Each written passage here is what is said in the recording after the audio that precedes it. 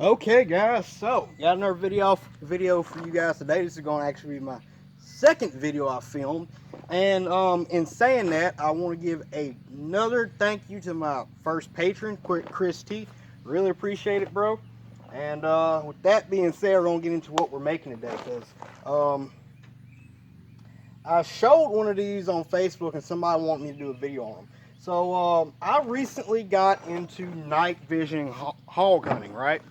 Now, night vision hog hunting and what you see on YouTube and what it is in reality a lot of times make you think of stuff. So a lot of times when you're seeing these guys hog hunting at night with this with the thermals and the night vision, you see these big open cow fields, kind of like what I'm surrounded by, and that's what they shoot. You know, they're shooting 3, 4, 5, 6 of them at a time. Um, and that's great and all, but the problem is a lot of places I gotta hunt, they're not like that. It's really thick. I might have an opening that might be 30 yards wide, and it just breaks down the thick stuff. I'm not really stalking them.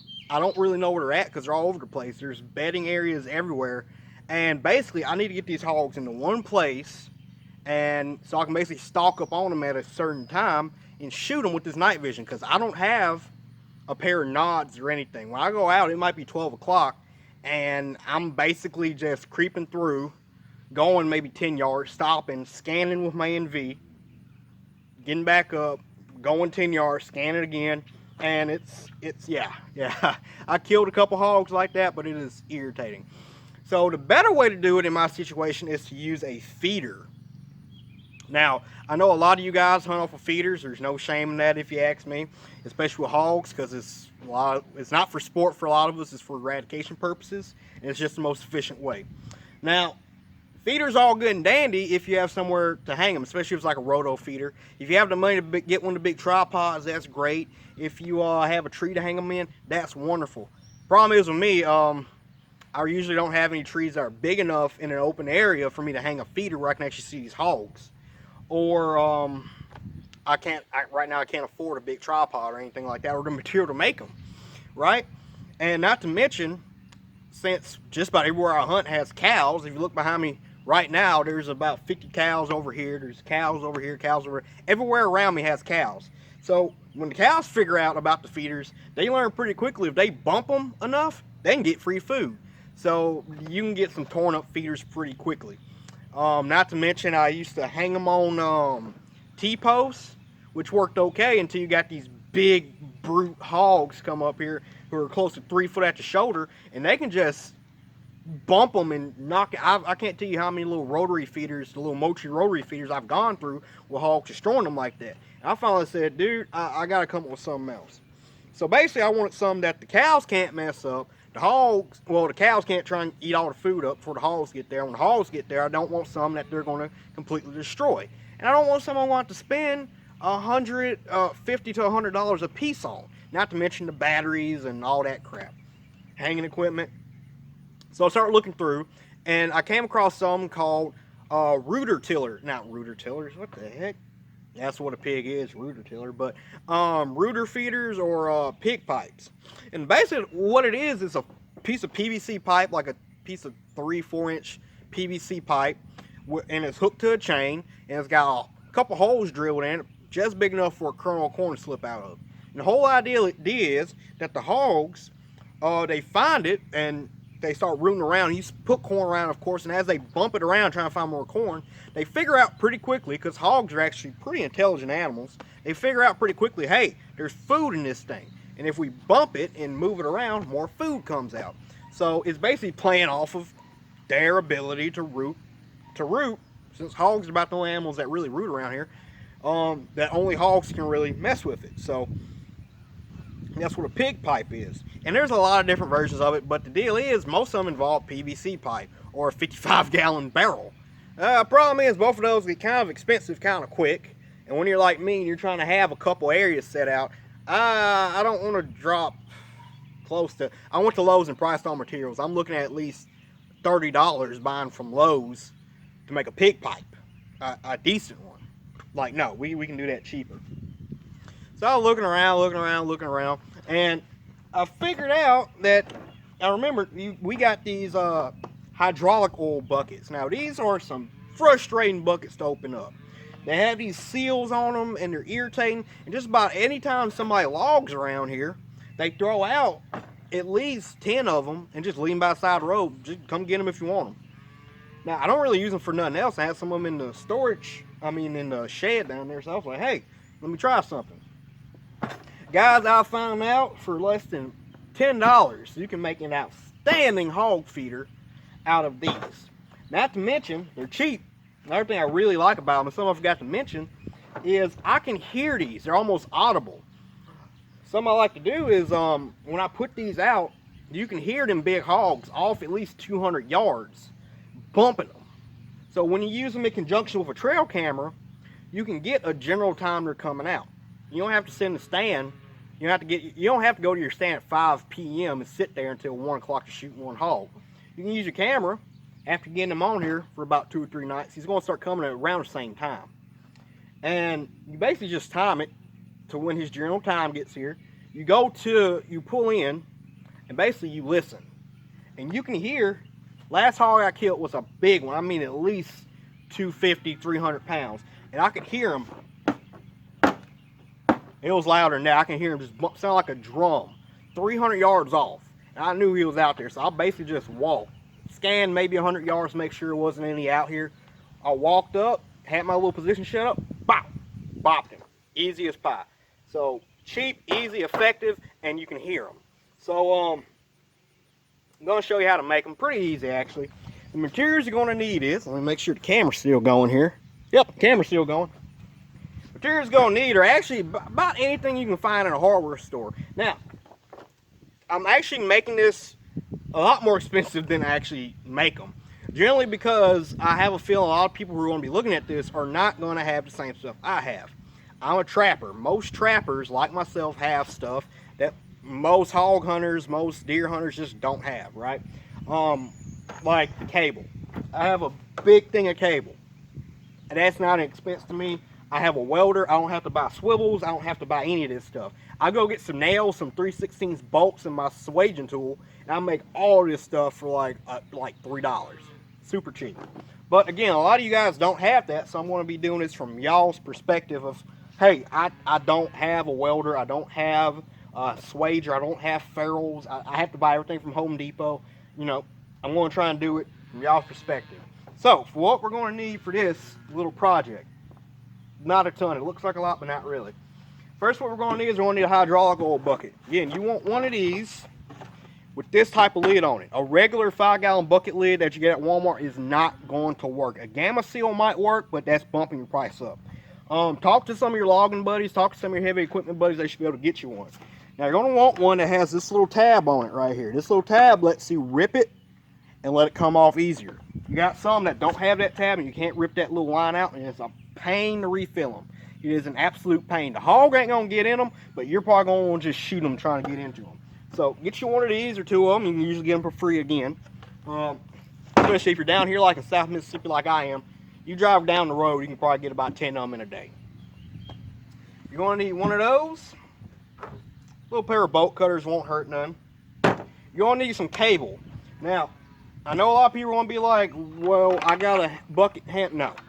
No, don't use that. I'm going to show some pictures later on about why you don't use your bucket handle as an attachment. You're going to need cable. When you're buying your cable, I highly recommend, if you can, if you're planning on building a lot of these, go to a trap supply house. Go to F&T, Minnesota, the Snare Shop, Dakota Line. Go to there and buy your cable because it's going to be so much cheaper. This is 1,000 feet of cable. Heck, you can buy it used from trappers. Trapperman.com, the Trap Shed. Iowa Trappers Talk, they have a trap, a buy, sell, and trade thing. Buy used if you can, but if you can't, at the very least, buy a trap supply house if you need a lot of it. If you only need a little bit, try going to smaller hardware stores. They can usually give you a better deal. Because places like Lowe's and Home Depot, they'll charge you out the butt for this stuff. But anyway, you're going to want cable. You're going to want about 5 feet of, at the very least, I recommend 3/32 diameter, 3/32 diameter 7x7. I was about to say 564 for some reason, but yeah. You don't need nothing. You don't need 1x19. You don't need 7x19. Just some basic 3/32 1x19 cable. You need about 5 feet of that. Okay. Again, going off the fact that I figure you guys don't have a welder, you're not trappers with trap swivels. You only need one swivel. Now this is probably the most expensive part of this whole build so far, because I simply all the feed stores charge an arm and leg for these. Anybody's a Tractor Supply, but this is a little double clevis swivel, something like you put on your dog chain. You want to get a fairly bulky one, nothing too big though. You're not trying to hold the hog, you're just trying to make sure your bucket can swivel and he doesn't break your stuff up. This was $3.95 for one of them, so this is our most expensive deal so far. You need one of those at the very least. 2 would be great, but you really only need 1. Now, for our connections, we can either use S-hooks, which you can also buy. You can build them out of 20D nails. You don't have to have a bender. I built plenty of them with a pair of vice grips and a vise, again. But if you don't want to do all that, you can just buy these, I'm not really sure what they're called. What are these things called? They're little D-rings with the little screw on them. You're going to need at least 2 of these, at the very least, depending on how you do it. These are 79 cents a piece. Now you're going to need something to make your handle with your cable.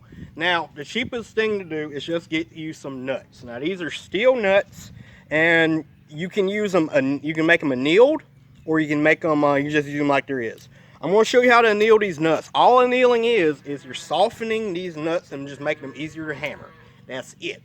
You don't have to do it, but I prefer to do it. Just makes it less of a pain.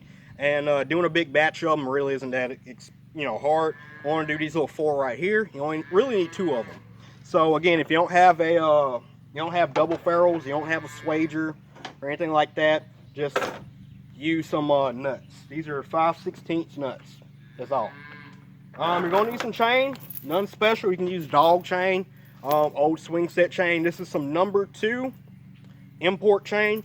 This is one of the few things I did not buy just because I have a couple 100 feet of this stuff.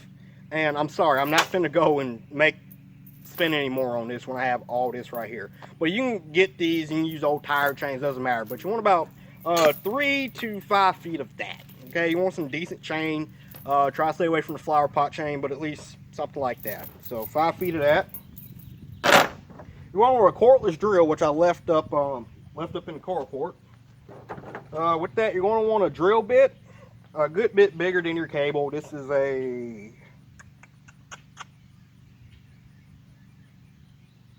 what is this? 3/8 drill bit. You're not really going to need it for. You only drill 2 holes with it. You're going to need a pocket knife to cut your holes, or whatever you want to do to cut your holes. You're going to have to cut a hole big enough for a piece of corn to slip through. After that, you're going to need your staking.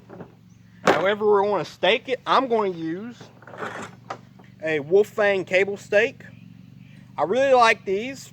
Again, I'm a trapper. I have these. You can use a rebar stake. You can use a T-post. That's what I originally started using as a T-post, but they got kind of heavy. And they got kind of expensive real quick. But yeah, just have something you can hammer in the ground so we can kind of go around it. Don't use like a little dog something. He'll probably pull it out the dog on the ground if it's a big one. But I'm using a wolf fang. And you're going to want something to attach that to your chain. I'm going to use an S-hook. That's because they are out of these. But just get you another one of these if not. And then you're going to eat your corn. Preferably for your first set out, you're going to want to use sour corn. If not, it's fine. I'm going to show you how to employ it, but you're definitely going to want some whole corn, cracked corn. Heck, you can use bird seed if you got it, but you're going to want some type of corn. Yeah, that's basically all we're going to do. About to get up in under the carport. Looks like we might have a little rain. I'm going to show y'all guys how to make one of these really quick. And that's it. Okay guys, sorry. Real talk, I kind of lied about going under the porch. This is just a better filming area.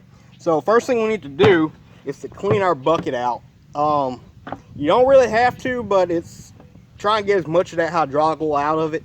Animals usually don't eat it. Hogs are kind of attracted to it, but I think it's mainly because they just like rolling in it, and it works as a insect repellent for them. But they don't really eat it. So we're going to try and clean it out. So we need to get this bottom part off. we have to do that regardless. So the easiest way to do this, I'll take a pocket knife or a screwdriver. We have this one special little cut like this. There's only one on this bucket. Again, this is why you want one like this. Just take a pocket knife, cut it. It's going to let you peel that whole deal off.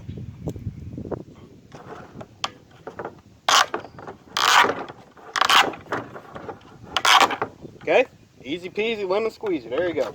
Now, we want to take this off, and I'm going to get on the ground and take it off. But what we're going to do is we're going to pry each one of these little fins up individually, and then we can pop our top off. Okay, so the easiest way I found to take these lids off is I like to put one knee on top of the bucket, take two hands, and pull one up, and then pull another one up, turn it. And after I usually pull about 2 or 3 of them up, well, 3 or 4 of them up, then I can just pull the rest of it, well, maybe 5.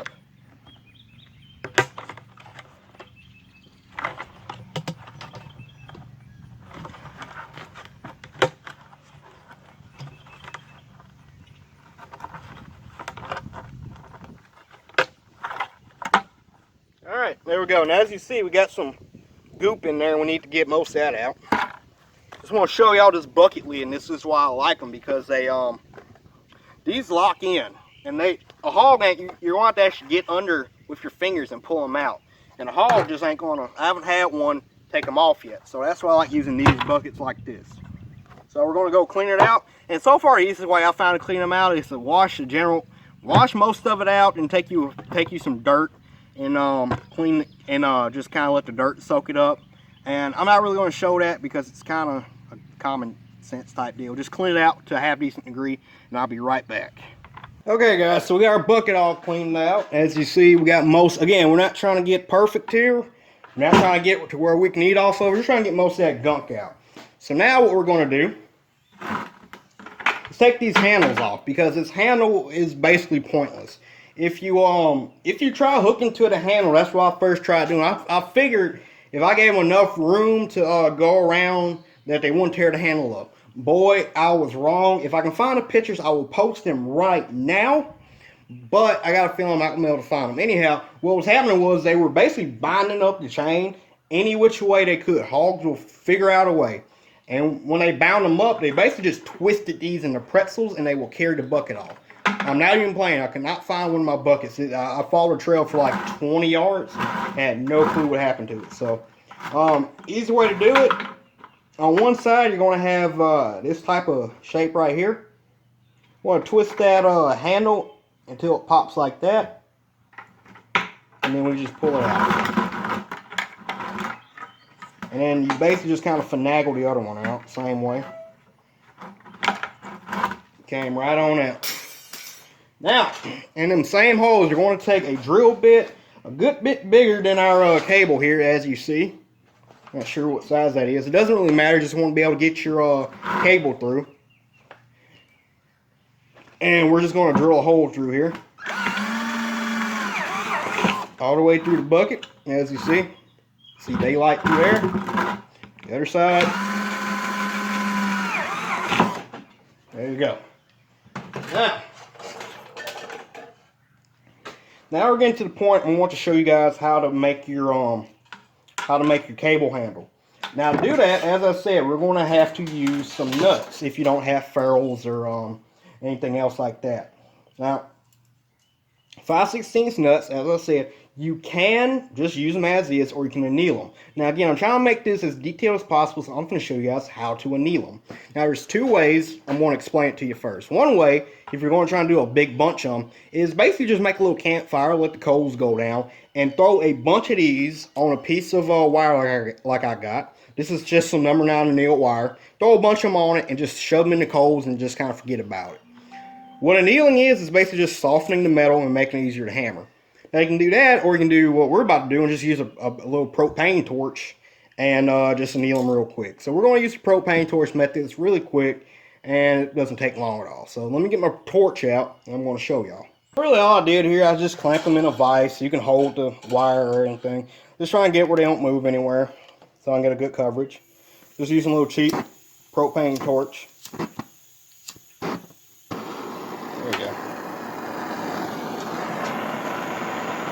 All I'm going to do is just try and heat them up.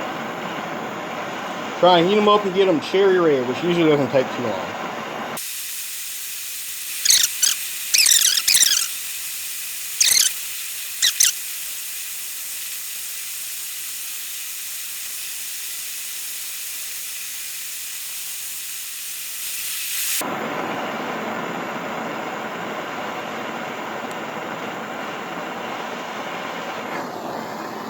Alright, so they're not quite cherry, but that's good enough.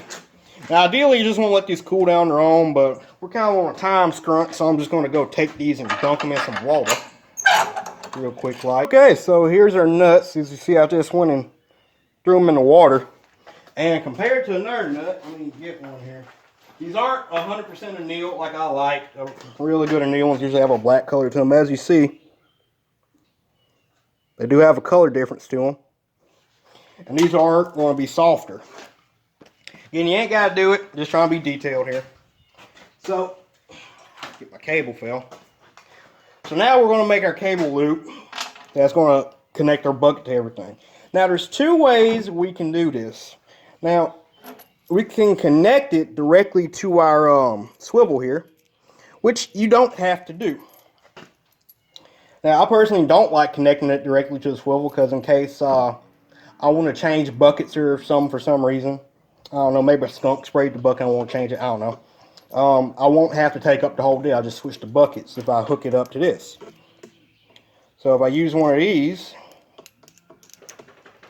just to hook to, and then another one on this end to hook to, I won't have that problem. But whatever floats your boat.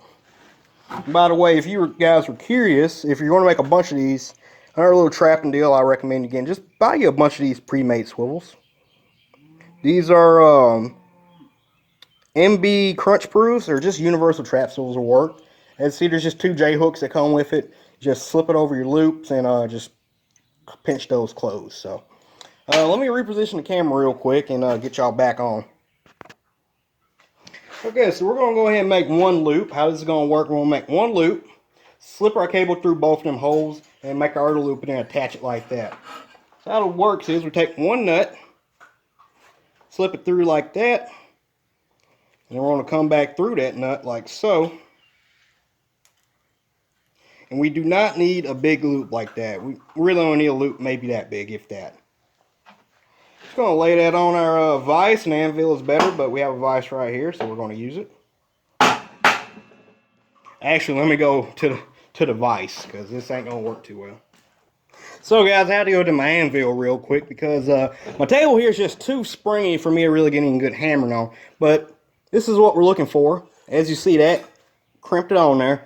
And when it's annealed like that, it just goes on so much easier. Again, you ain't got to anneal it. Personally, I prefer a ferrule over everything, but hey, again, there you go. So now we're going to take the other end we didn't do, slip that through both our holes, our bucket here, and we're going to go do and repeat the exact same process on the other end.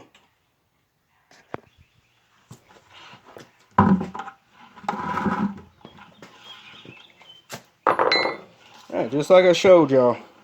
See, we got through the bucket. This is the other end. Put our nut like that. You can make snares like this the same way. Snare ends, extension cables.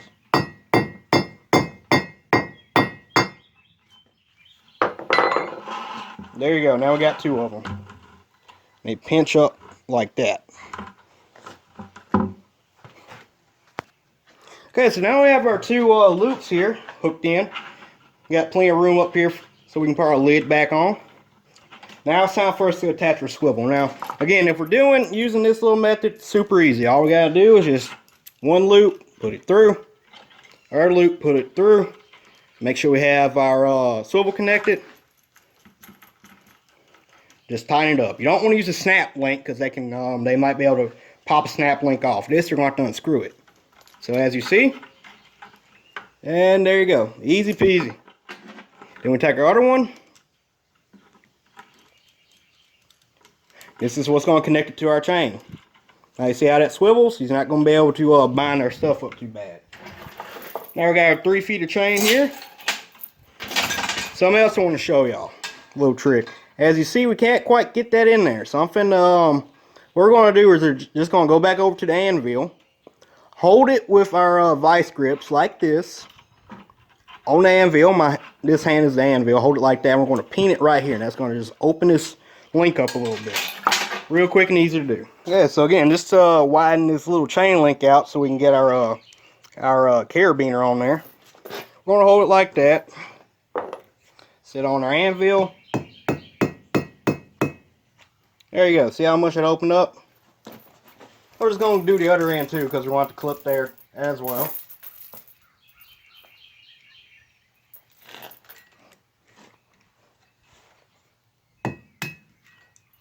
Oopsie.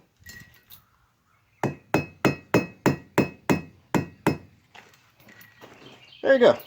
Okay, so now we widen our chain link out. All we gotta do is just slip it on.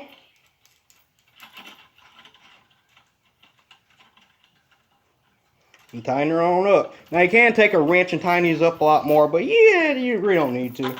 There you go. As this rolls, it's going to allow for free rolling. It's going to allow your chain not to get all bent out of shape. And it's just going to make your equipment last longer. Again, let me show you. I'm actually got one I made before. I just want to show y'all. This one has been out for, I just brought it in. It's probably been out for about 4 weeks. I've been getting hit on about every night by a big hog. And basically the same deal. You see I got my holes cut. Basically the same chain connection. I just use ferrules, 2 double ferrules here, same cable. And instead of that get up I had, I got a crunch proof swivel and a sterling swivel. And that's my deal. Now back to this. Back to our cylinder chain, we talked about our anchoring point. Now there's a couple ways you can anchor this. Again, you can, if you want to, you can just run an S hook to here, or you can use another one of these little carabiners, and then you can attach that to, like I'm going to do with this one. You can attach to an earth anchor, or you can take you an S hook, make you a loop like that, and put it over a T-post, which works okay, but I find they bind it up too much. Another thing you can do also is you can come around, say here, you about 3 feet to make you a good big circle. Knock this one out. Have you another quick link right here, and then you can just attach it around a tree, a small sapling or something. You can do it like that. There's a couple ways you can do it, but I usually either do the T-post or I do a earth anchor. So now we got that out the way. I gotta actually get another dig for another carabiner. But now we're just gonna cut our holes in our bucket. Okay guys, now it's time to cut our holes. Now, when we cut our holes, we're gonna want to cut it from the bottom. I'll say put at least 3 to 5 holes in there, no more than 5. We're gonna put a hole here, all the way up to here, lengthwise. And we're going to put them all around the bucket. Now, our holes, you want them to be a bit bigger than a corn kernel. So you see that? Let me get my old one out of here. You can see that? It's about a size and a half larger than a corn kernel. Now, you don't want them too big, because the whole idea with these is to have to make them work and stay longer to get all the corn. If you make them too big, they're going to get all the corn out in like 10 minutes, okay? So technically, if you really want to keep them there, what I suggest is once you start using these, make a couple with a lot of holes in them and use those kind of like training buckets, okay? Once they figure out there's corn in here, take those out and put one in with maybe 1 or 2 holes in it. Less holes, less corn, more time they're working there. So, easiest way to do it I found, you can use a drill, but my drill chuck is a bit too small to take the drill bit I need. I just take a pocket knife, and you can cut a square, you can cut a rectangle or whatever. I just do a plunge cut. Rectangles triangles. Oops. Watch it.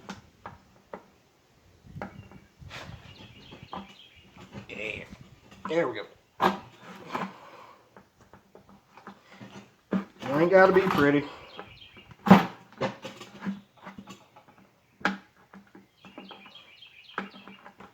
As long as the corn can come out. So we got that little hole cut. You see that corn can come right out pretty loose. And probably gonna put another one right here, about midway, and then another one up at the top because this is gonna be laying on the side. So.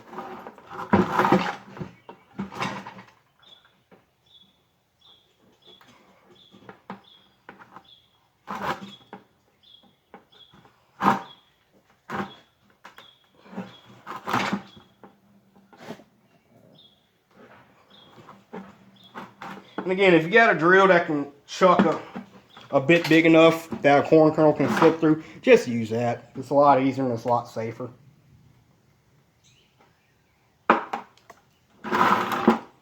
And one more up here.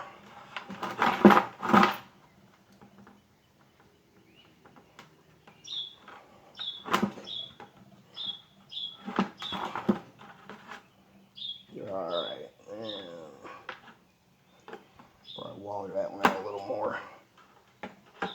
And if you're going to be using strictly sour corn in here, the kernels are a little bigger, so because they're in the water and they expand, make your holes just a tiny bit bigger. Yeah, but 3 to 5 holes is about the magic number. Any more than that, you're just going to be feeding them for a bit too much. There you go. Basically our finished one.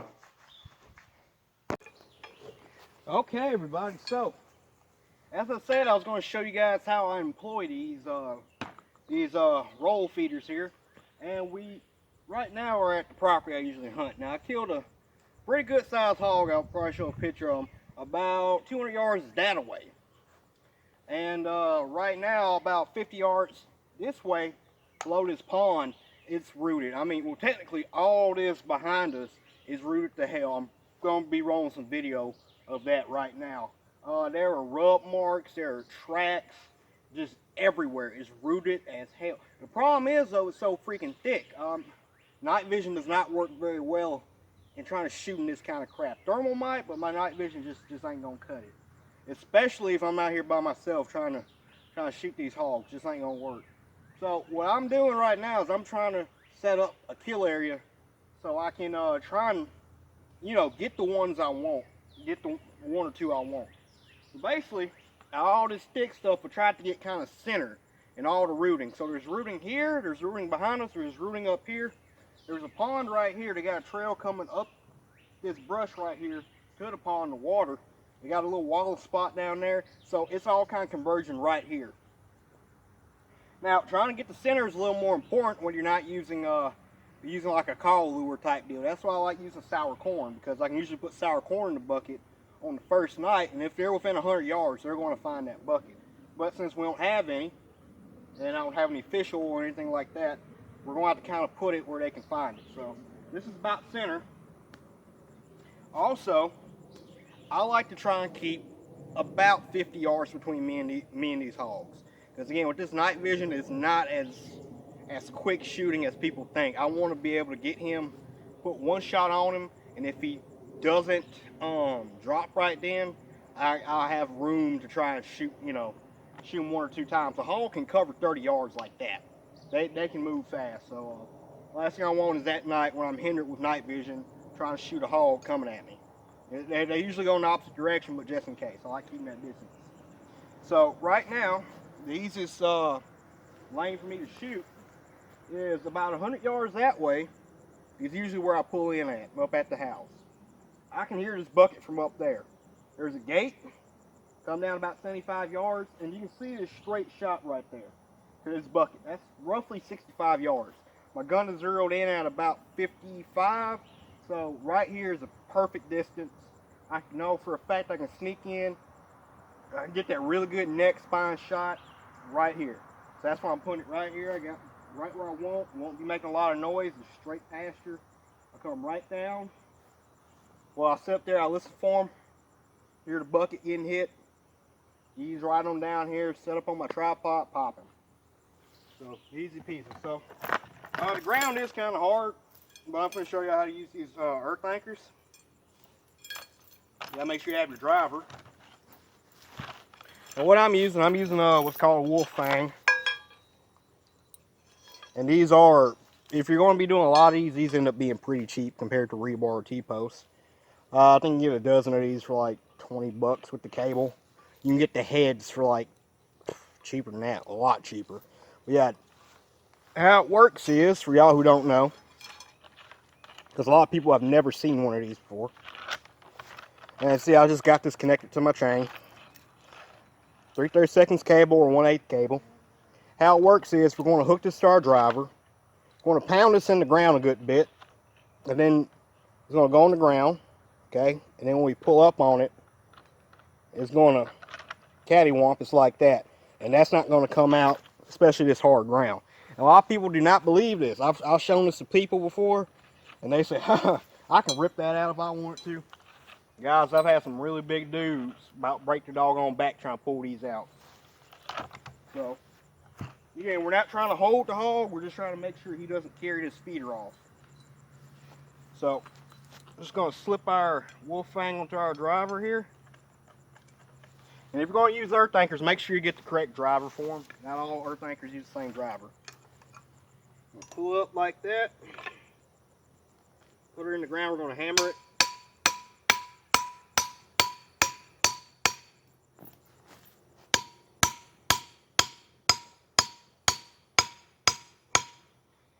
Again, since we're not trying to hold anything, a couple inches and that'll be good enough.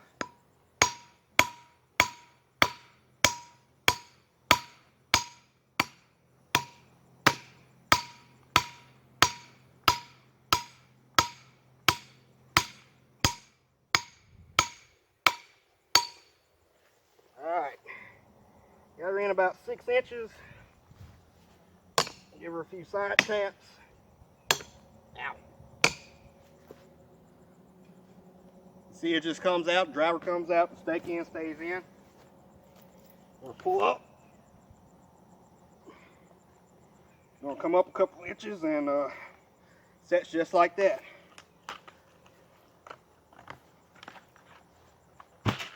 Now again, I usually like using sour corn on the first go around, but since we ain't got none, what we're gonna do is we're gonna take some of this corn.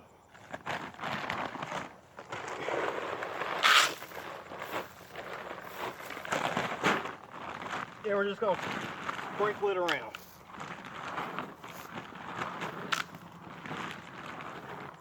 We're going to try and pile some of it up and put our bucket on top of it. That way they're going to come over here and start trying to get all this corn. They're going to root at it. They're going to start hitting that bucket. When we got sour corn in it, they hit it a lot faster, but they'll figure this out too. After a while, what's going to happen is this is going to stay taut like this, and you're going to learn just go around the circle. And this whole little area that this thing is pivoting around is going to be worn out. Give it 3 or 4 days once they find it. This whole area is going to be worn out. When we come to hunt them, as I said, you can sit up there at night, just sit in your truck and just listen for. You don't hear that? You can hear that for 100 yards easy.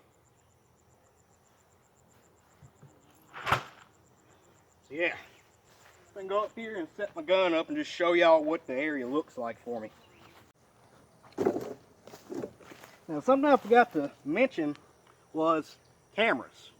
Guys, I have found out that these little trail cameras are such a help when it comes to hunting and trapping in general, but especially with these hogs, because what I learned is hogs will generally get on a schedule.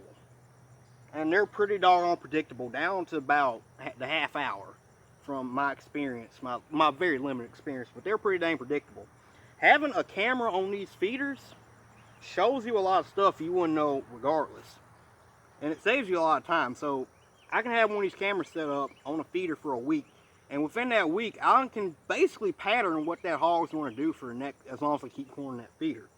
Another thing is, if you guys are out there hunting for tusks, like hunting for trophies, these are definitely invaluable because you'll be able to see what is hitting those doggone feeders. And something I learned about these bucket feeders is the bigger boars, when they find a feeder, they basically take it over.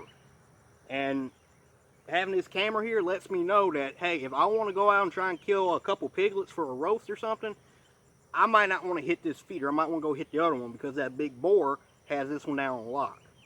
So if you guys don't have these little trail cameras yet, you ain't got to get nothing fancy. This is a little Tasco one. They have them at Walmart right now for like $28. A little Tasco trail cam, and what? I forgot the SD card in here. Got a little on-brand SD card. I think I got a 2-pack of those for like $10. So for $100, you can have a good bunch of these little cameras going. You can also set them up to see where the hogs are going, where the hogs are coming from, and all that. So it's a great tool to have when you're trying to really pinpoint the time. When you put these out, by the way, make sure you actually put the right time and date, because if you don't, it's kind of pointless, because you're just going to see, oh, that hog is coming out at dark old clock. It doesn't help. But yeah, having these little cameras out really helps you.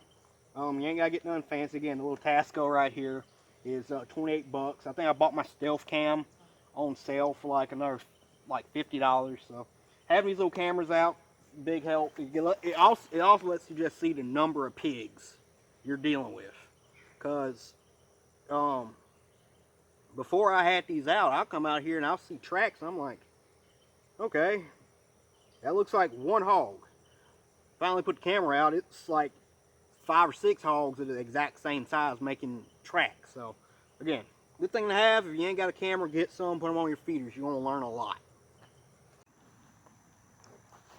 Okay, I just want to show y'all what I was talking about when I'm dealing with this stick stuff. As you can see on this side and this side, it's really hard for me to see. And if I was just out here waiting for a hog to walk by, I have like a split second to shoot him. Not to mention, it's just so thick out here trying to spot and stalk at night. It's just such a pain. So having that feeder down there, it's just so much nicer to have.